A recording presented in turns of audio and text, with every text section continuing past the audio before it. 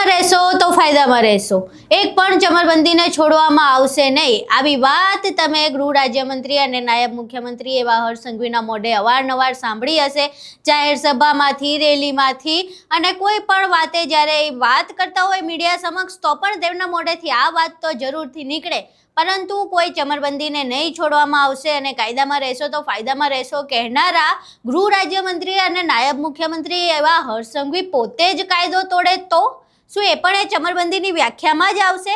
આખી ઘટના શું છે અને શા માટે અમે આવું કહી રહ્યા છે તેના વિશે વિગતે ચર્ચા કરીએ. નમસ્કાર, તમે જોઈ રહ્યા છો ચક્રવાત ન્યૂઝ. હું આપની સાથે હેમંત.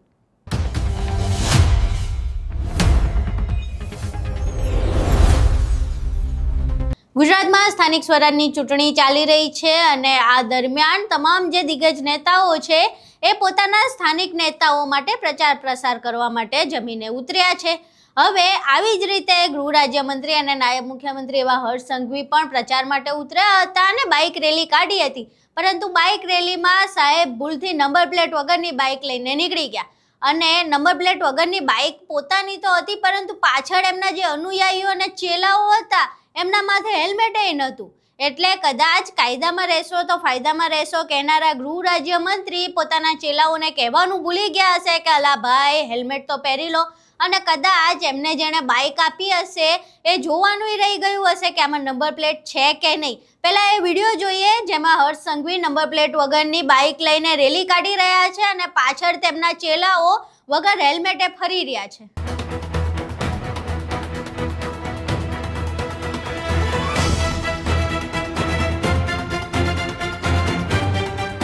અહીં તમે ગૃહ રાજ્યમંત્રી હર્ષ સંઘવીનો એ વિડીયો જોયો જેમાં તેઓ નંબર પ્લેટ વગરની બાઇક લઈને રેલી કાઢી રહ્યા છે. હવે આરટીઓના નિયમ મુજબ હાલ તો એવો જ નિયમ છે કે કોઈ પણ નવી બાઇક ખરીદવામાં આવે તો આરટીઓની નંબર પ્લેટ સાથે જ ગ્રાહકને બાઇક મળે છે.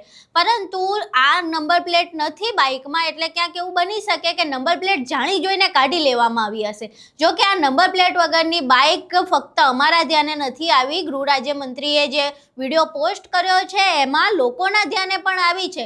લોકો ધડાધડી કોમેન્ટ્સ કરી રહ્યા છે કે સાહેબ નંબર પ્લેટ વગરની બાઇક લઈને ક્યાં ચાલ્યા.